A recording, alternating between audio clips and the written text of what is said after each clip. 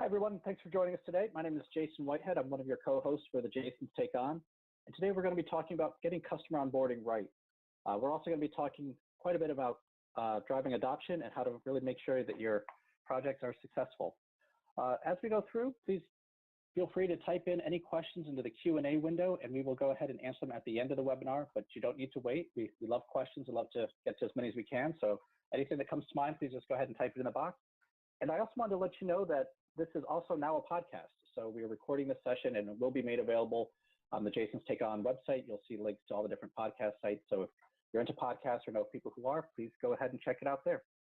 With that as a background, let me go ahead and turn this over to my co-host, Jason Noble, who will kick us off. Jason? Yeah, good afternoon, good morning, everyone. I'm Jason Noble, co-hosting here with Jason for this series of webinars. What I really just want to talk through is why are we doing this? Why this series?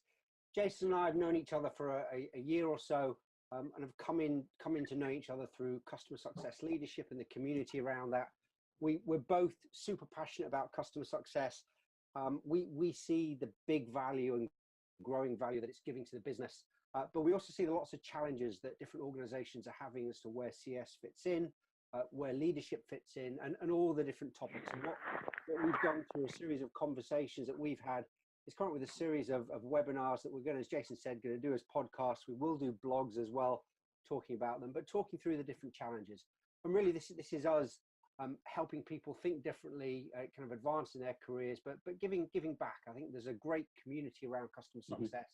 It is so collaborative, and really, this is us sharing our learnings. Something that we thought about the other day as well. The term the Jasons. There is actually, if you Google it. There is a book called The Jasons, which is nothing to do with customer success. But when you look into where that name came from, one of the reasonings they talk about is that the term Jason was borrowed from the Greek mythology of Jason, the Golden Fleece. And that's sometimes the interpretation of the story there was of a hero's search for a magical tool to bring prosperity and kinship. Now, what Jason and I are not offering you is a magical tool. But by listening to our conversations, our experiences, kind of the action, as Jason said, the be bold side of it, there will be pieces there that hopefully you can take back and apply to your organizations and drive better value and outcomes from your customers. Quick intro to myself. So I'm Jason Noble. I'm based in the UK, as you can tell from the accent. I've been in the technology space for a good number of years now, working in customer focused roles. So I've done leadership around customer support, customer service delivery, account management, program management, and now into customer success. And I think that experience in all the customer facing roles has really given me a great insight into how it works and how customer success needs to drive what organizations are delivering to their customers. I've worked with big brands like Sony, but also with niche technology players, and most recently headed up the customer success function for a prop tech startup in London called Goodlord. Jason, over to you. Great, thank you. Hi, everyone. My name is Jason Whitehead, based here in Washington, D.C. My background includes many years working hands-on doing technology implementations, but for about the past 20 years, I've been really focused on helping organizations drive adoption and value and make sure that they're actually getting the business outcomes that they want from their technology investments. I've spent many years working with all different shapes and sizes of organizations, from large to small and in all different industries. And where I get really excited and really passionate is really helping people figure out how to introduce technology in a new way and in a better way that really gets people to embrace it and to start to incorporate it into their daily jobs faster and easier so that everyone benefits from it. So I'm really excited about this topic, and I've had a great time working with Jason to get started for this. But as you know, if you're a regular listener, one of the things we like to try and issue right up front and want everyone to think about, and please go ahead and type it into some comments or questions if you have them, what our big bold challenge, and what bold action can you take to really be bold and different about how you change the way you fundamentally rethink your customers, rethink how you engage with your customers to drive their adoption and to drive their success during the onboarding process. So not just making small changes, but what are some fundamental differences and new approaches that you can take to really increase the effectiveness of adoption and onboarding and get things moving. So as we go through the discussion today, please keep that in mind of what you can do, because it's really important to make some bold efforts here. And we're really excited about that. So with that as the starting point, Jason, why don't you go ahead and tell us what is the big challenge that we're seeing regarding adoption onboarding, and sort of set the stage for us here. I think it's a great starting question and a huge one. And you and I kind of bounced a number of ideas and conversations of this yesterday and last week. And I think it is that the adoption and onboarding piece is really that first critical step when the customer's been sold the promise of what you can deliver, and they're now starting to see it come into reality. So it's a huge moment for the customers. And I think that there is a bigger expectation of the level of experience, the level of service that we have to deliver. Customers' expectations, they want to go live and get the value from the products really, really quickly. So there's almost an impatience there. Quite often, some of the customers that you speak to, they're not the same people that will have bought the product. They're not the stakeholders that have signed off. They're not the budget holders. These are actually the users involved in it. And I think one other really key thing is that there was a article that I read a couple of days back that said back in 2007, this was looking just at MarTech, there was something like 150 MarTech organizations. And if you fast forward to 2018, there are something like 7,000. That jump in number of providers, technology providers, is scary. That there are a lot of problems that organizations are trying to start, but are trying to solve rather. But it really shows there's a huge appetite for technology and what it can do. But at the same time, people's expectations as to what technology is going to deliver have massively shifted. And people have huge expectations. And we've talked before about our experiences and expectations as consumers and how we're driven by experiences like Netflix, like Amazon, like Spotify, and that relates to us as business users. So that's a really big challenge. So I think the expectations are one of the big things. There are very, very, very high expectations. The other thing, as I mentioned briefly, is impatience. I think people do, you're looking at trying to change the way they work, change their day jobs potentially. So there's an impatience. They want to see that value very quickly. Some people can perceive it as risk. If you're trying to automate a lot of their work, they may feel threatened by it. So there's another huge challenge there. And I think the other thing is that there is this drive to push more value to customers, and actually to get that value isn't just about the go live, as we'll talk about in a bit, but it's about that time to value and how you see that. And I think that you've got a whole mix of time to value, go live times. You've got the different technologies, different stakeholders. Organizations themselves are going through massive periods of change right now. There's a lot of organizations that are shifting their business models, moving from legacy organizations to cloud to digital. There's a lot of change in organizations. So it really feeds into how critical that onboarding and adoption piece is. And I said right at the beginning, it is for many customers that initial step in the customer journey. I like you, Jason, the customer journey for us really starts in the pre-sale stage. It doesn't start here. But for our customers, this is really when they want to start seeing that promise of what they've been sold by sales, the vision of what the product can deliver. They want to see it. So those expectations are really big. I don't know if there's anything you'd add there to that, Jason. I think you really hit the nail on the head. The only other thing that really pops to mind too, when you're talking about this constant change or the change that's constant too, and new systems are constantly coming in, not just the one that you're implementing, but that new releases are coming in. So it's really that ongoing need to really embrace technology and to adopt it and to figure out what that's going. And even you could almost look at how do you onboard at every release and making sure that's going as well too, to quickly get that value from the new feature, to quickly make people understand it. So it is that relentless, never-ending requirement that's there. Yeah. I think that's the key thing, and that kind of leads on to the next question, which I'll pose back to you. Is a lot of this just isn't about user change and adoption. It's actually about organizational level change. So how do we present the case as part of the adoption, the implementation, even the sale process? How do we present the case for a different approach and the need for organizational level change? Yeah, it's such a great question. I want to share with everyone. We don't normally do slides on this presentation, but I want to share something real quick. And I do have a couple of YouTube videos to explain this in more detail. But every time I've walked an executive, whether it's someone who's buying software or a SaaS vendor, through this quick little model, they instantly understand the need to rethink how they're approaching onboarding and adoption, and really how they need to shift it to have a bigger impact. And what we typically look at is when you're first moving out here, you've got project begins, and at the very beginning, someone's like, at some point in the future, we'll solve a business problem, through technology, and we'll get some great return on investment, some great benefits, and those can be whatever your definition of success is. You know, it can be more revenue, lower costs. If you're, you know, nonprofits and government agency, it can be, you know, lower cost to serve or faster time or to conduct work or improve reach, whatever it may be. But the expectation is that at some point in the future, as a result of this technology, we'll be better off as an organization. And in a perfect world, it would just be a straight line and we go right there. But in reality, what typically happens is organizations spend a lot of time and effort, you know, just working from the left side of the timeline over to the right, you know, coming up with requirements. What do we need the system to do? Looking at different software packages, you know, negotiating contracts or doing an RFP, getting requirements and designing and configuring and testing and building. And then at one point they go live, and that's great. But when you look at the effort that's been put in there and the expense, you know, time and money and real dollars, you know, really what they've done at go live is typically they've maximized their sunk costs. And well, at least you hope they have. And sometimes it's not the case either.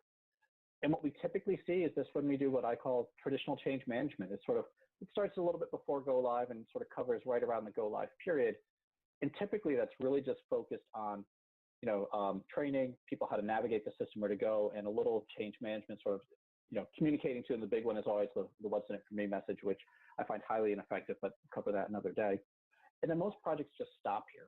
And when I ask executives and, you know, buyers and sellers, you know, is this what you typically see? I always get the head nod that, yep, this is where it is. And then we say, and what typically happens next? And when they look at it just laid out like this, like, oh, we're nowhere near over where our success goal is, our you know, that green target. So there's a huge success gap here. And when you say, well, is it any wonder that you're not getting value and you're not getting it fast enough? You know, what typically happens here? Like, oh, usually it goes over to the support organization, and it's their job to go and just provide support as customers have questions, but we don't actually proactively do anything to drive that success. And that's a real red flag and a danger zone. So if that's the approach that you're taking, this is an opportunity to be bold and start to think about it. Because what starts to happen then is, as you look what happens next, is slowly you'll get some people to adopt the system, and they'll start to get some value, but maybe not enough. And if it's just a couple people, you'll slowly come up this yellow curve, and you recover some of your costs, but you may not recover all of them.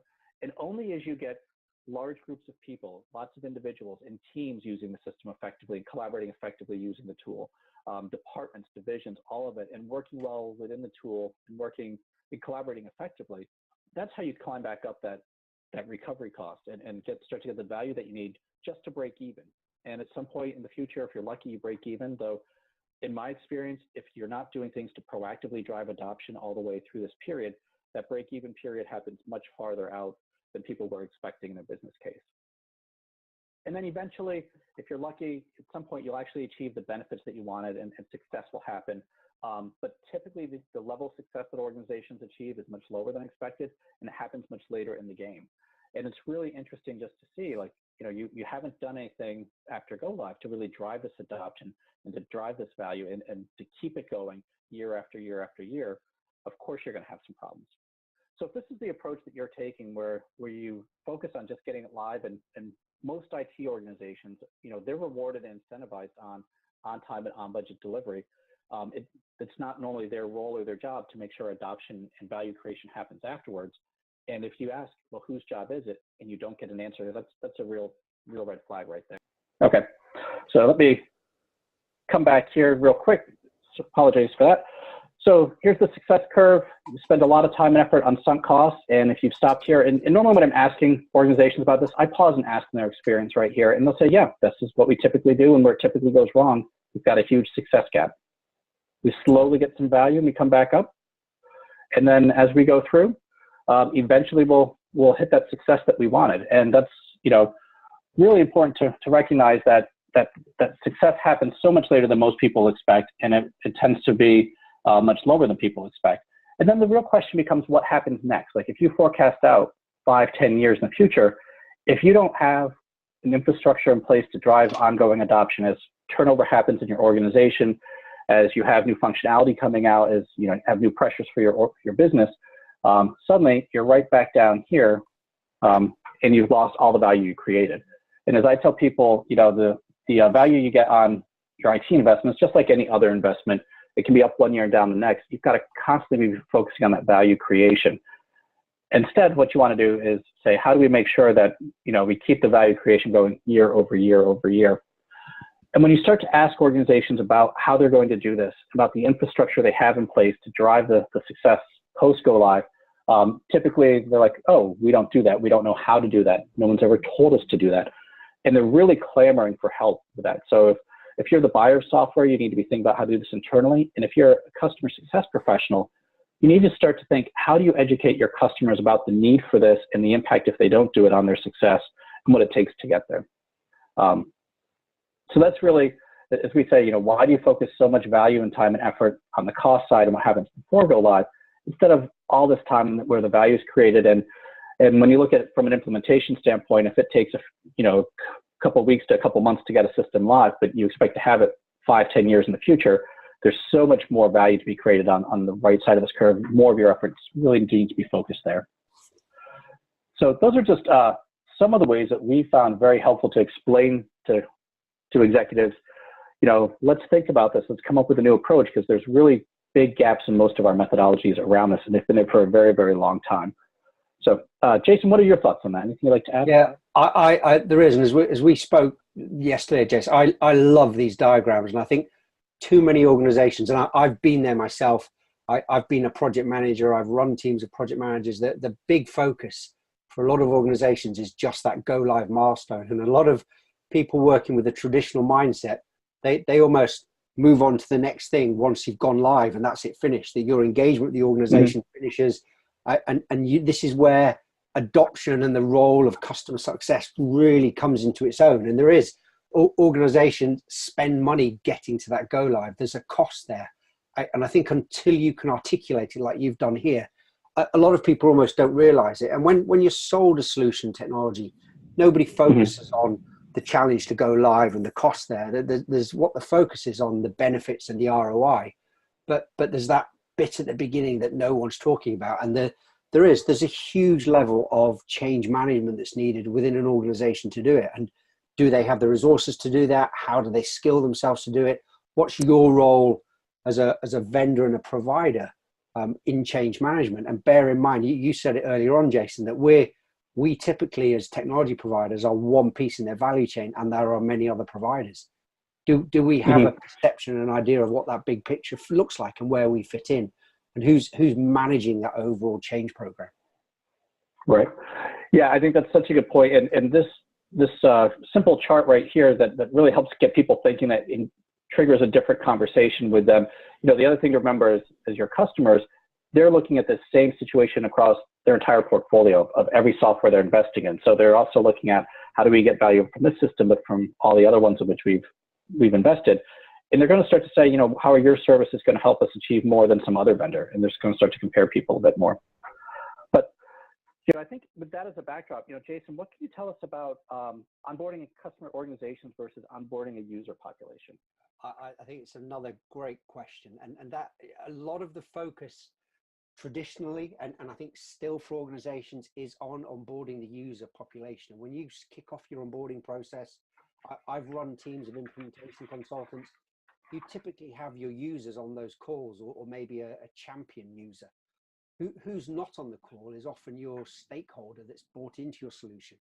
And typically that more senior person or group of people are more responsible for organizational level change and onboarding the organization. So there's two very different things, and the focus, as I said, is always on, or traditionally on the user side of it. So I think what you've got to do is shift that focus, and you as a provider and technology organization, and as a customer success professional leader, start the conversation talking about organizational onboarding, organizational change, and get the buy-in and commitment from the customer that this is more than just one piece of technology coming in. Get them to understand the potential impact, the outcomes that they want, articulate those business outcomes, the business value that you're getting from it in such a way that they can see it rather than at the user level. And I think as part of this, it's so important to have your senior stakeholders who on that initial onboarding call. We talked in our last webinar about having sales guys on the onboarding call to start with. Have some time from your senior stakeholders just so that they can set the stage. You want the rest of their users that you're doing the onboarding sessions with to understand that this is company wide. There is a reason they're doing this, and there is a big organizational change, and actually you as a user play a part in that, and you're actually going through a big shift. So I think it's so important. I think what you want to do as part of that buy-in and getting them to agree that there is an organizational change there and what's needed is how do they then commit to providing their own resources to doing that? You know, your diagram there and graphs, there's a lot of focus that people put on us as the technology providers on the onboarding, the implementation. We provide the resources, but who on the customer side is their effective program manager for making sure your piece of technology goes through successfully, that it hits all the outcomes. You talked about the success plan earlier, the success goals, the success outcomes. Hey, how do you know you're hitting those? So do organizations have the expertise and capacity? And this quite often can be a blocker. You know, when we sell our solutions, you don't want to introduce other blockers and say, well, you need your own program manager, you need your own change manager. And some of those are very specialist skills, but you've got to make sure that they understand it at the very least. And if they don't have the resources there, what can you do to supplement that? And I think once you've got through and understood about the organizational level change, and there is that buy-in there, you've talked around expertise, around capacity, the focus then can be more on the actual users. And quite often when I've sat on or run onboarding calls, or my team have, the stakeholders, the senior stakeholders may leave after initial intro, and the more detailed bit when you're doing the actual user population, you can then focus on it. So I think it's important to split the session out into two parts where you're talking about stakeholders, the more organizational level to get the organizational wide buy-in, but then absolutely focus then on actually the users, the people who you're expecting to use your services, your technology on a day-to-day basis and change how they're working. So there is a change management piece there, but I think there's just two different types of focus there. I don't know if there's anything that you wanted to add to that. Yeah, I agree with everything you just said. And, one of the things that still boggles my mind, because when we train people up on customer success and software adoption, because we work with both audiences, and we work with the buyers of software, it still boggles my mind that buyers of organizations don't have their own internal success team. Customer SaaS vendors have a customer success team. Why don't your buyers have their own internal success team to ensure their own success? And we've actually helped several organizations build out these teams and build out, someone's been, we've called a user adoption program management office, some we've called a success team. But really the function was the same, to put in the infrastructure they need to achieve success within their own organization with the software they've purchased. And, the bigger the investment in organizations making, the more important it is to have that. It's interesting too, as you talk about like scaring off a vendor with the talk of the costs about all of this. When we speak with vendors and they're worried about the sales process, like you've got to point out to your potential clients here that this is not new work you're asking them to do. This is work that they should have been doing all along that they never knew they needed to do. They were very focused on getting the system out the door. They weren't focused on getting value. And many organizations really don't have expertise in that. And they don't know what it takes to make those transformations to really get the value that they want. So, they cannot do the work, and then you're right in that sunk cost and that big success gap, or you can do the work and you can come up with success gap very, very quickly and get the outcomes you want. The choice is yours. One other tip that we found helpful is just asking people who are making the buying decision, say, what level of adoption did you assume when you made the business case for this? And pretty consistently we assumed 100% adoption on day one in terms of financial impact.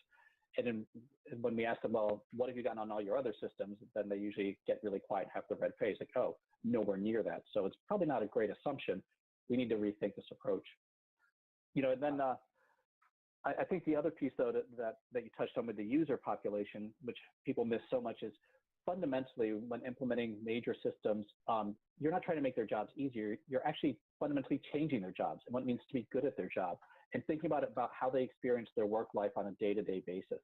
And for some people, they lose prestige or skills, and for others, they gain things. And some people have the fear factor that you talked about, that it really becomes a very personal thing very, very quickly. And I think a lot of folks don't recognize that, and trying to understand how big of a transition is for the people that are expected to use it day in day, because it's not just changing a workflow, it's changing how they spend their time, how they are viewed as experts in their organization, how they communicate. And if they're not comfortable with technology, or they don't feel respected, or whatever it may be, it can be very, very challenging. So those are just a couple of other thoughts. I think that's so key, and you've hit a couple of nails bang on there, is where we're fundamentally changing people's behavior or trying to change it, and we're one part of what they do. So they may be going through multiple changes, and it's very difficult for a lot of people. I think the other, we've talked there about organizations having their own success type team that can help manage this. Mm-hmm.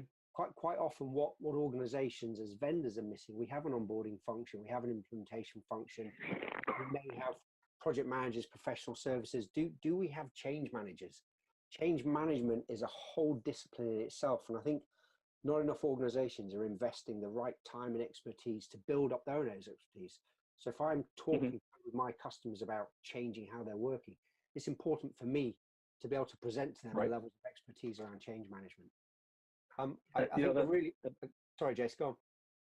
I was going to say, I think that's so true. And in my experience, when I first got into technology work, my background was in information systems and working hands-on with the technology. And it wasn't until I was tasked by my employer to drive adoption internally that I realized I didn't have the skills and the expertise I needed to do that. I could get a system live all day long. And I actually had to go back, and in my case, I chose to go back to school to expand my expertise and to learn organization development, how to engage people and leadership and deal with all the non-technology issues and learn new techniques for that. And that allowed me to go forward very quickly. But without that skill set, I would have really struggled. Anyway, back to you. Yeah, I was going to say, how do you, this is kind of setting the scene for the big challenges here. And I think what a lot of there is, we talked about kind of the impatience around adoption, but are there any practical ideas, experiences that you can share as to how you'd accelerate that ultimate user adoption? What kind of things can we do to make sure the users get onboarded as quickly as they can? Yeah, that's such a great question, because when we work with clients and we see so many similarities happening over and over again, and many times we've been brought in to actually help turn around a failed implementation, and we go and we interview users and managers and everyone else, and we just ask them, well, why didn't you use the system? And it's amazing, but many times we hear with alarming regularity, no one ever asked me to use it. They trained me on it, but they never really said, now use it, or use it every day, or use it to do this. So they didn't even know they were supposed to, or that it was expected. And then we say, so one thing is ask them and set that expectation that this is now part of your job. It's not optional, that your job is not just doing the work, but it's also doing the work in a way that enables everyone else to do their work. And one other tip that we found very helpful is really mapping out specific smart adoption goals week by week, especially when the system is first launched. So in week 1, we want you to go into the system and create 5 records under the account, or go in and create 10 contact records if you're in a CRM. But setting it so there's a very clear, this is the task we want you to use by this date. We're going to come back and look at it. And then we're also going to come back and talk with you and say, what were the challenges that you had? Were you able to do it? Where were you confused? Where was there a process issue or a system issue?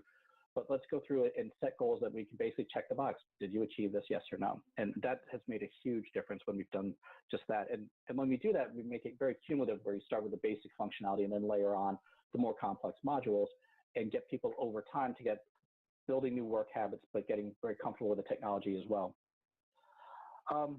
Another thing that's really key is having the supervisors and managers measure adoption and then take action, give feedback to their team. Most people don't realize that the immediate supervisor manager is really the biggest driver of adoption out there. And so many times, no one has ever told them it's their job to make sure their teams are using the system and that they're getting value from it.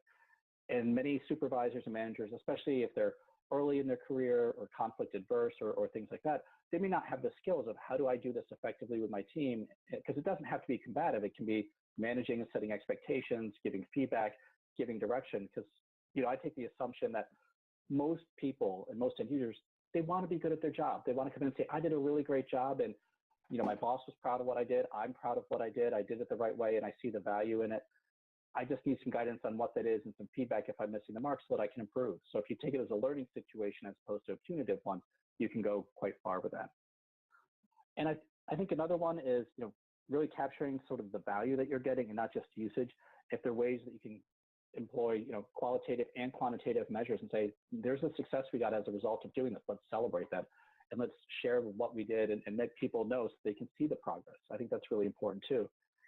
And then also, obviously making it visible within the organization, letting people know, here's how my team did, here's how your team did, here's how you did, escalating up to the chain to the executives to show, yeah, we're humming along, or hey, we need some help here for whatever reason. But letting everyone know is really a good way to do this. just making sure people don't play political games with that information, because people can do really funky things. And then I think one of the other things that is often not done is really setting out an expectation for a time frame by which people have to embrace the new ways of working and go through the learning curve and what that needs to look like. So, an expectation might be, in the next 2 months, we need everyone to start doing this and using these 5 modules and coming up with this result. And if at the end of 2 months you're not there, well, then we have a real issue here, because now after 2 months, it's fundamentally part of your job. And now you're not doing your job. What's our recourse for that? And how do we manage that like we would any other performance issue? So giving people a time frame by which, like, here's where we can experiment, here's where we will give you help, we will have all the support resources, but at some point, okay, the transition is done and now this is part of your job. So those are some of the tactical steps, and doing those in the context of a larger program is very, very effective, because it does take time to make all of that happen. Other thoughts or suggestions, Jason? I think the only thing I was going to say, but you covered it in your very last point, was it's a program of work and a plan. And I think if you can present to your customers a kind of a project plan as to what they should be doing, when they should be doing it, what the results are, the benefits are, that's the key thing, and almost walk them through that process. But I think giving them that plan and articulating what good looks like and what the expectations are is really key. Yeah, and in my experience, there is usually, with the new rollout, there's an initial period where it is a transition period. It takes some time, but if you do this adoption acceleration work effectively, after a short time, people get over that hump, and then it's more tweaking around the edges, and it's less work intensive. So it's not something you have to really stress about forever and ever, but you do need to pay attention to it. But I think that really brings the question on, what is driving all this new focus on change management, and why now? Yeah, I don't. It's an interesting one when we were talking about this. Why the focus now? I think the focus has always been there. It's always been a challenge, but as I said earlier on, just the volume and frequency of new solutions and services and vendors of technology solutions, and the rate of change is just accelerating. And I think so there's a bigger need for it. And what you're finding is, given all these different vendors and providers of solutions in the different parts of the value chain, they have different stakeholders within an organization. It's not just one person. It could be your marketing team, it could be your technology team, it could be your customer success team, it could be your sales team, it could be your operations team. And quite often there's no collaboration there. We're looking at these people as individual stakeholders that we need to sell to. And I think there's nobody focusing anymore on what the big picture is. So there's lots of people selling services at small areas of focus. So there's no one looking at that big picture area as to what's the business change? How do all of these different solutions and services fit together in the company's value chain, and what do they deliver at the end of it, and what particular outcomes and challenges, what outcomes can they deliver, what challenges do they resolve? And I think you look at typically change efforts when you're working with organizations, with vendors, their efforts are treated as kind of one-off change events focused at the go live. And you said it earlier on, Jason, when I as a provider of solutions and services, there are updates and new releases coming from me. Each one of those is a change. So the implementation and adoption of one technology is an ongoing program. So it's actually multiple continuous change that's happening. And I think the other thing is that there are external change events happening. So there are constant turnover of staff, both your stakeholders, the number of times when I've seen my champion leave in an organization, and I was only talking today with someone about that. What do you do? But that happens. There are people on your side, kind of your key members of staff leaving, new pieces of software. There are external events that can be regulation changes, market changes, economic changes, really big things there. But also you've got to kind of have that mindset that change is now ongoing and it's constant, and it really isn't going to stop. And it can at times be quite scary. We've talked about the fear side of it before, but it is an adoption itself. It's that adoption to ongoing change. I think we have a great quote here. I think this is one of yours, Jason, is that SaaS software, so when we've been looking at SaaS services, that they've turned a learning curve into a learning treadmill. So it's constantly ongoing. And when services and vendors release new features, new products, how do I make sure my customers are getting the new outcomes that they want from those? They're getting the new expectations. How do I keep delivering that? And that there's a need then for someone to be focused on that change within the organization. And we talked in the last question, but where is that resource? Who helps organizations do this? Quite often organizations don't have that. And they need someone to focus on that change. Now, ultimately, it's a responsibility of the board, the CEO, but how do they make sure that change propagates throughout the organization and is successful? I think there's bigger visibility of that. So I think organizations do need somebody internally who understands organizational change, organizational development. And right now, it's a gap. Lots of organizations don't have it, or they just don't value it. And I think what organizations have historically done is seen change management as a strategic function. It's part of their strategic planning at the exec level. And what's not, the time isn't spent doing is how do you filter that change, cascade it down so it gets executed at the whole organizational level and throughout the organization, and start thinking about what this strategic business level organizational change means for our business processes, our tools, our technology, and ultimately our users. You know, there's a lot of great conversations and posts I've read recently about kind of the businesses are successful when their users and employees are successful. So how do you make your own team successful and get them bought into these changes? Is there anything else that you'd add to that? Yeah, I think you really hit the nail on the head there. And, you know, a couple of things that I always come back to, which is so important with customer success, is remember, this is about achieving a business outcome, and the renewals are based on value and outcomes. And when you look at you know, the critical path from go live into success, into that value creation, that's all about changing behaviors, all about transforming the organization and getting not just an individual to use the system, but teams and individuals to collaborate effectively and to work through that. So, you know, if you look at the critical path to success, there's absolutely no way to achieve it if you don't get that adoption going. And that we have, you know, 20, 30, 40 years of IT failures in history where they didn't achieve those business results, not because the technology didn't work, but because people didn't work with the technology. You've got to have it there. So I think that's you know, one more thing is that people are really starting to wake up that we're not going to achieve what we need. And as a SaaS vendor, our customers won't get the value they need to renew. So let's really make sure we're driving the need for this home. This next question I'm going to pose back to you, Jason. I think one of the kind of listeners sent it in beforehand, or a version of it, is what are your thoughts on how and if change management should be incorporated into our onboarding process? So we've kind of set the scene as to the need for it, but how would you do it? And our organization's starting to do it.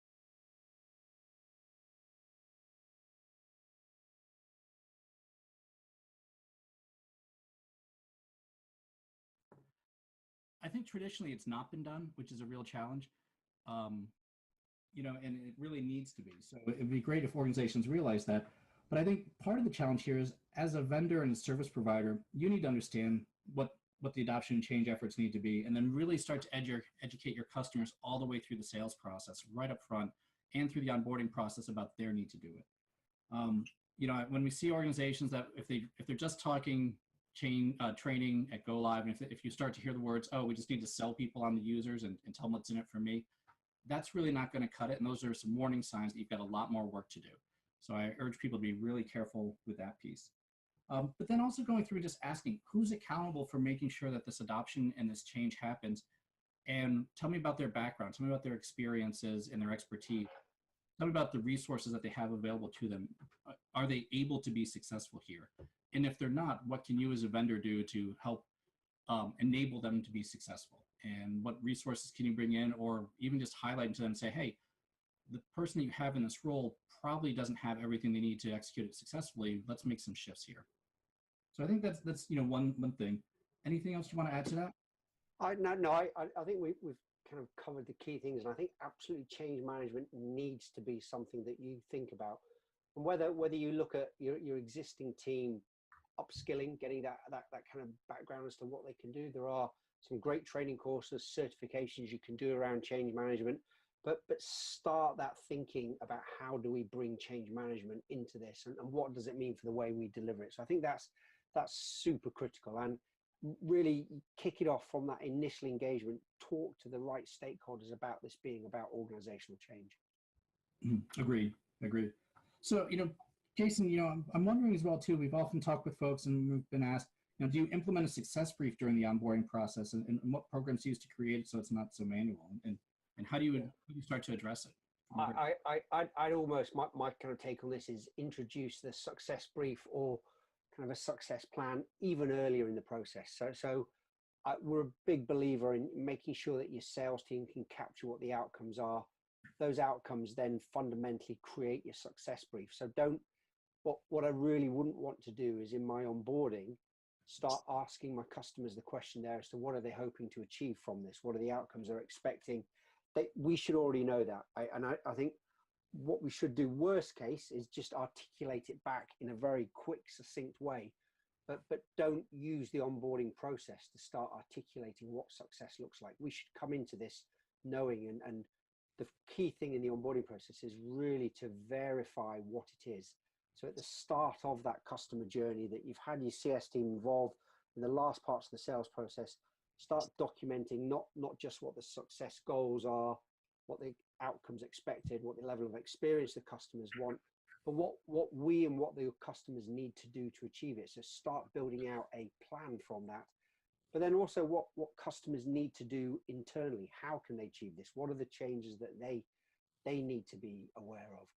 In terms of programs that we would use to create it so it's not manual, what we don't want to do in these webinars is really kind of make any references or recommendations to tool and technologies. Just try and keep it as kind of neutral as we can.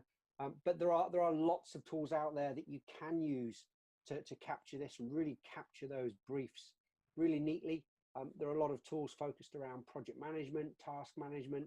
And I think if you can capture your overall project outcomes, your project goals, your customer outcomes, it's kind of the overall arching goals, you can then break that down into a lot more kind of succinct, smaller steps that are more consumable, and you can then build into a broader plan. So I think absolutely implement the success brief, but do it as early as you can. I really, for me, if you only start thinking about it during the onboarding process, it's too late. Really start doing it as early as you can. I don't know if there's anything you'd add to that. Yeah, no, I agree with everything you just said. You know, one other approach that instead of just a brief has also been doing a success workshop right up front. And we facilitated this kind of thing where you can get the vendor in the room and you can get the buyer in the room, walk through some of these big concepts, but make it very specific to the buyer to really help them map out what is success, but also what do they need to do to achieve it, and then what can the vendor do. And by having both parties in the room for these facilitated sessions, you get some great ahas on both sides of the fence, and it also helps build the relationships that they need to establish trust and go forward. So, you know, one of the things from an adoption or change perspective, you know, how you get there matters. And it's not about how quickly you get to the answer and how you check in the box that we wrote this down and we shared a document and we automated it. It's about how quickly you get the ahas that people need and get them to shift their behavior. So, you know, if doing something a little bit more manual and interactive up front saves you, you know, hours and hours and hours of fighting and controversy on the back end, it's totally worth it. We've had really great results with that. Absolutely.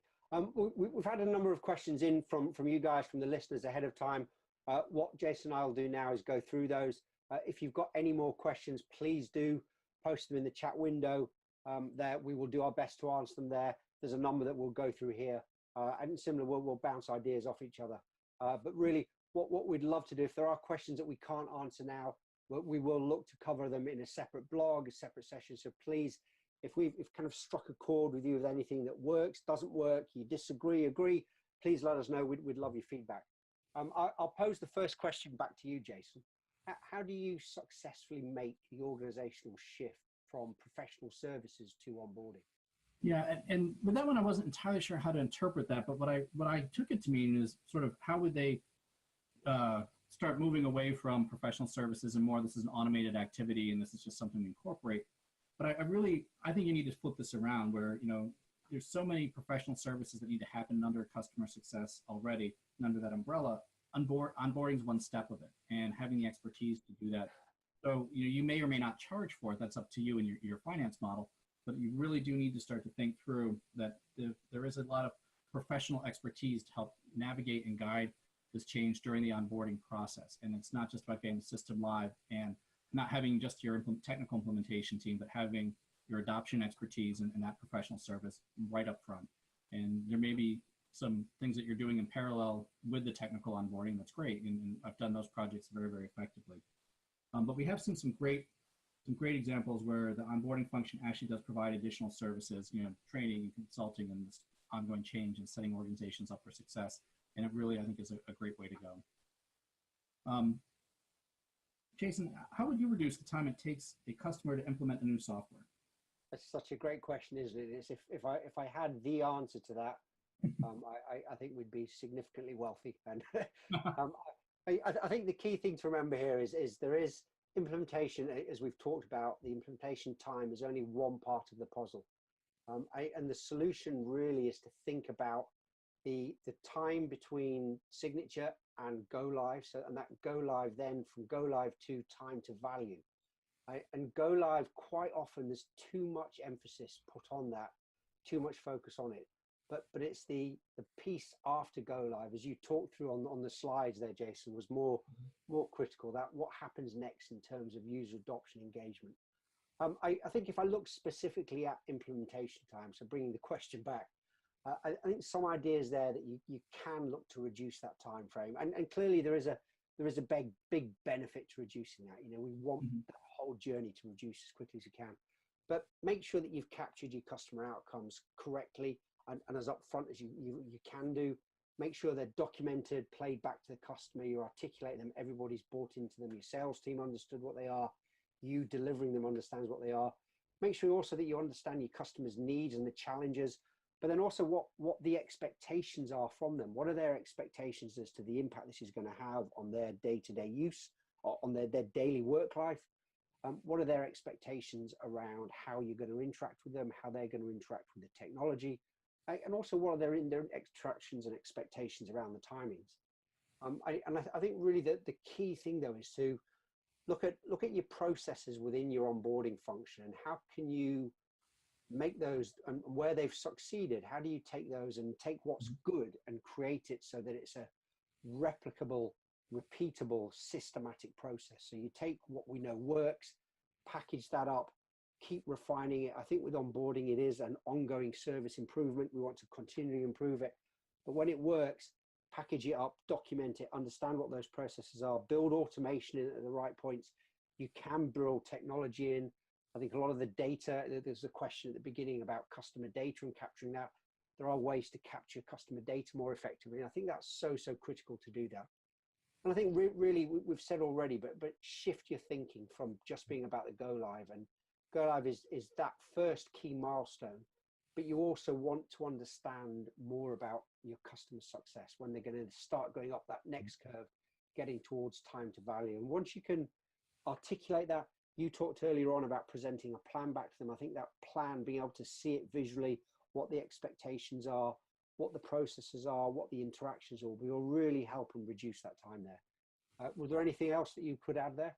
Yeah, the only thing I would add as well, because I agree with everything you said, is that with some projects we've been on, if it's a very long implementation time, like major CRMs, ERPs, where it's going to be a multi-year rollout kind of thing, there may very well be some organizational behavioral changes that you can decouple from the technology go live and actually bring forward. So if there are new performance expectations, performance measures, if there are going to be some new quality checks or new internal processes that are not directly reliant on the system going live, any of those that you can bring forward can do two things. One, can start to accelerate your time to value because you've implemented them earlier. And two, it can reduce some of the change overload that happens and people inevitably, wanting to finger point at the system and blaming the system for things that it's not its fault. So really try to decouple those system behavior change and order changes from the go live is key. And then the flip side, I think, is many times, especially now with a lot of SaaS software that's used by a smaller group, it can go live faster than people can adopt it and adapt to it. If that's the case, great, go live with it really quickly and then figure out what are the adoption activities that in perfect world you would do up front, but then you've got to add back in some form or fashion to accelerate the adoption afterwards. So not having a one-size-fits-all change in adoption approach, I think, is pretty key. I think that's so critical. Just a quick time check, guys. We've got 10 minutes left. There are 2 more questions, and then we'll wrap up after that. And this next one, I think, is a really big one. I'm going to post it back to you, Jason. How do you quantify whether your onboarding has been done correctly, successfully? How do you measure the success of your onboarding? Wow, yeah, that's always a challenge, and people are always rushing to quantify. And I think there's certain things that you can look at. To your point, once you've identified the scalable, repeatable activities, and creating some benchmarks around those, you can obviously track, have those been done and where they need to go. But there's also sometimes a rush to do things fast and check the box as opposed to have it be effective. So, you've got to be careful with that and saying, yes, what was the impact there? So having that is really a good way. Understanding the customer's needs, and if you've identified them and documented and got them to agree to them and also agree that, yes, these are still the needs and the goals, is very important. Because if you don't have that right up front, you're really there. You're going to be in trouble from the very, very, very beginning. But then really start to think about what you talked about is how we're going to capture that time to value for the customers, and when they start to achieve success, how we articulate that. And will it be quantitative and maybe even qualitative pieces? And I've done both effectively, but really having some way to measure the business impact, because ultimately that's what you're trying to get to. I think those are all pretty good things. One of the easiest ways to go is when you're working with a customer, just ask them, how will we know when you've achieved this goal? How will you know that you're successful? And what they're also trying to tell you through that is, this is some of the things I'll be looking at when I make my renewal decision. So just ask. And I think those are some pretty easy things to do, but it's not the most perfect answer in the world, I don't think. Anything you'd add there? I think it's a really difficult one to answer, really. And I think you've covered some of the key points. I mean, you've got to understand what the outcomes are. You've got to look at the different milestones. So you've got the go live, which I think is quite easy to measure that, or it's easier. But the key thing is exactly as you said, it's how do you map your customer success outcomes, the customer's outcomes, what we've delivered versus what they've actually achieved. And that's the key thing. And quite often, one of the challenges that some of those outcomes don't occur until further down the line. Mm-hmm. And I think you've got to look at particularly long timescales there. But then you can start bringing in your kind of quarterly business reviews, or as I like to call them, your customer value reviews, as part of those. Make sure that you are tracking and delivering that. And ultimately, your kind of your first engagement with your success team is understanding, have we met the outcomes that you expected from onboarding? And almost ask the question, be very upfront about it. That's great. Absolutely. So Jason, a question for you is, have you had any challenges between sales and customer success when it comes to onboarding? I think in a very short answer, yes. And I think it's a superb question. I'd really encourage our listeners to go back and listen to the podcast that we did back in January last month on sales and customer success alignment. Just some of the typical challenges. And Jason and I talked about this at length, and we've seen multiple instances of these. I think it's misaligned customer expectations. So customers expecting something very different to what's actually being delivered. That being sold on a promise that you can't deliver on is a big one that comes up time and time again. I think another one is customers understanding what customer success is, what we do, what the function is, where customer success is involved in the different points of the customer journey, how different customer success is to account management, how different it is to professional services, how different it is to sales, and that's really critical. So I'm a big believer, and as part of your sales pitch is introduce your customer success function there. It's a big sell. Talk to your customers about what we're going to do, and there's someone there responsible for ensuring they're getting the values they want, they're getting the outcomes that they want, and we're driving adoption with them. That's really critical. I think kind of alongside the misaligned customer expectation is a misunderstanding of what the customer's outcomes were. It's only recently, I think, that sales organizations have started looking more at outcomes as opposed to plain and simple objectives and goals. I think it's a very different shift, but I'm beginning to see it happen. So I think it's really important to get alignment there. I think at times as well, you do get gaps in product. We all know that products have got bugs in them. It might not be as mature as we want it to be. And I think on that, you've got to be very transparent with your customers. If something doesn't work, tell them what the plan is to fix it. Be very upfront about what your plans are and when you're going to implement these fixes and how you're going to do that. I think another key one is when there's, and we talked about this at length last month, is when the handover is literally a chuck it over the fence. We talked last month about the idea of a hand overlap. It's a process. It isn't just a document you pass over. You have to have a lot of buy-in, a lot of involvement. I want my salespeople involved in onboarding in the initial part of it. I want my onboarding or CS people involved in this last part of the sell. So there's a seamless transfer of knowledge and trust with who they are there. And I think there's so much more around this. We talked a lot about this last month. Like I said, I don't like the idea of handover. Think more hand overlap. It's a crossover there. Right. And I'm a really big believer in having, particularly for your larger enterprise organizations. Clearly, you can't do it for every organization, particularly when you look at the different segments you've got. But for your big enterprise organizations, bring in the relevant customer success manager. You may have a strategic customer success manager. Bring them into the closing stages of the sales cycle. Right? And then when you start your onboarding process, you're bringing in your senior customer stakeholders. Have your salesperson there as well. They've got that relationship. Mm-hmm. They can quickly outline what the expectations are, what the delivery is. And I think that really sets you up for success. It's a really nice way to start. You've got all the stakeholders, all the different people in attendance there. And it really does help build that trust and ensure better continuity, which I've seen great benefits from. Anything else you'd like to add there? That was the very last question as well, folks. Well, we do have a couple that have come in live that we might be able to get to real quick. No, I agree with everything you said. And for folks who are looking for that previous recorded one about sales and CS alignment, if you go to the main Tritons registration page for the Jason, so it's under the resources tab or tritons.co/Jasons. If you scroll to the bottom, you'll see all the replays and links to the podcast, so you'll be able to get that. It's we appreciate if you go check it out. Real quick though, I think in the last couple minutes that we have, one of the questions was, how can we really like the slide that we showed? How can we move people to focus on the post-live value when most people seem to focus on the cost to go live? You know, and just a couple things that come to mind real quick on that one. One, you know, we've asked chief financial officers, the first question, you know, what level of adoption are you assuming on day one with your user base?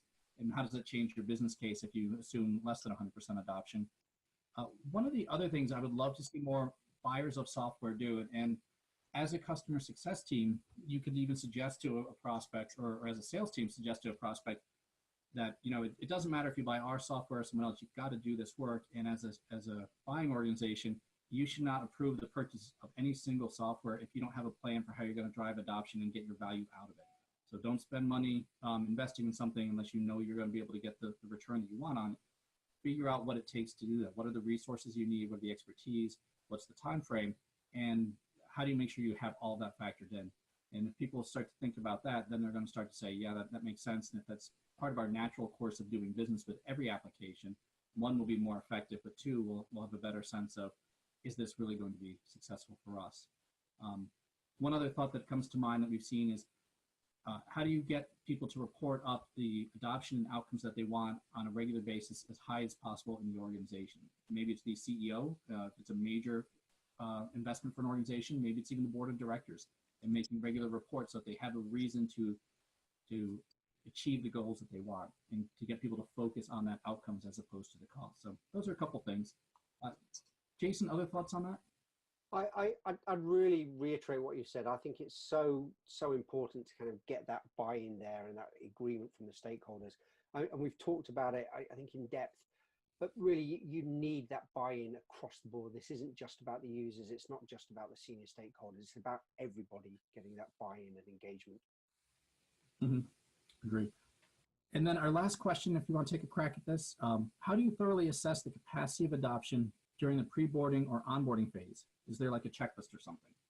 I think that's a great question there. And I think you've got to look at kind of the scale of the organization, the scale of the implementation you are doing. So understand how big the size of this customer is, what's the revenue, the value of the customer, what are the kind of expectations for numbers of users, the amount of training you're going to do. Look at all of that, build it into your plan. I think you need to be very conscious as a vendor, a technology provider, as to what resources you have. Is it a sizable account that you can put one person doing the implementation? Do you need multiple people? I think there's a lot of effort placed on the human side of it, and using people-to-people training. That there are some self-service options you can do, as we've done here. You can record training sessions. Quite often people prefer very small consumable chunks of lessons for training. So look at different ways of doing that. I think there's some really key things there, but it's all, for me, you do get very different scales of projects you can do the onboarding for. So you've got to look at what the expectations are, timings, how does it fit in, but build a really solid plan around it. I think be very conscious that you may need additional resources on yourself. This might be more than one specific person there doing it. It might need a team.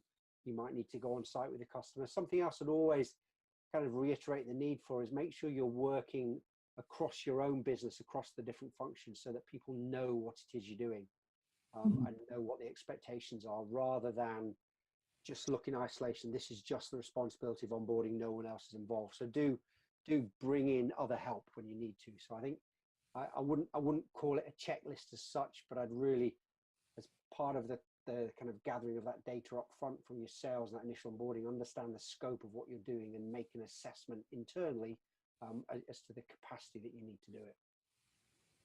Yeah, I agree with that. You know, we've done a lot of these assessments with organizations, and they tend to be labor intensive for the most part. If it's a large organization that's very complex, we go through, and sort of part of the methodology is you want to triangulate. So get information at 3 different levels in the organization, from executive, manager, and frontline staff, as well as 3 different sources. So there might be interviews or focus groups or document reviews or looking at where things are. And when we go through and do this, it's sort of looking at what are the barriers that will prevent people from adopting software, even if they want to. And there's always some sort of organizational component outside of their control that prevents adoption. And then also, what are the drivers? What are the things that are motivating them, that are exciting them, that are enabling their success? And it's quite a bit of work to figure this out and to do that. But once you've done it a few times, you start to see the patterns and the commonalities. You can spot some challenges pretty quickly and figure out where you need to do a deep dive and where you don't. You know, during some of the training courses that we provide, we go into some of the advanced skills and go through, like, here's an example of the interviews, questions that we ask, because the questions matter and where we need to go. So it's a complex piece that's not easy to do, and it's not easy to do quickly, but once you figure it out and once you've learned how, it makes a lot of sense, and it's pretty easy to go forward. So I think that's all we have time for today. Really excited about this. Thank you, everyone, for joining us. We have another episode of the Jason's Take On coming up in March. So you can go ahead, and registration is open for that now, as well as for the April one. And we'll be posting a few more registrations very, very soon. So thank you very much for joining us. We hope everyone enjoyed this. Jason, anything you'd like to add? Yeah, guys, we really, this for Jason and I, we really do. There's a lot of prep we do for this, but we really thoroughly enjoy this. It's a great conversation. There's a lot of experience that we want to give back and reflect on. So thank you very much for listening. It's great to see the registration and attendee numbers going up quite significantly. So really excited about the ones we've upcoming. And do reach out to me. As I said, I'm based over here in Europe. For any mentoring, consulting, and coaching, do link with me. My kind of beautiful pictures there, but reach out to me on LinkedIn. Send me an email. I'd love conversations. And it is, as I said at the beginning, the customer success community, it is such a powerful thing. And it's just the willingness to share and talk about best practice challenges. So please, please, please do reach out to me. I'd love a coffee, one-on-one conversation with anybody. Yeah, I would as well too. You've got my contact information here, based in Washington, D.C. Actively reaching out and building my network on LinkedIn, and actually love to speak and connect with people. So it's always great fun to make introductions. So please don't be shy. And if you do want help with any of this information, Tritons does offer a variety of training consulting services, as does Jason. So by all means, give us a shout, check it out. Always happy to lend a hand. And we hope you can join us next time. Thank you so much, everyone. Have a good one. Thanks very much, guys.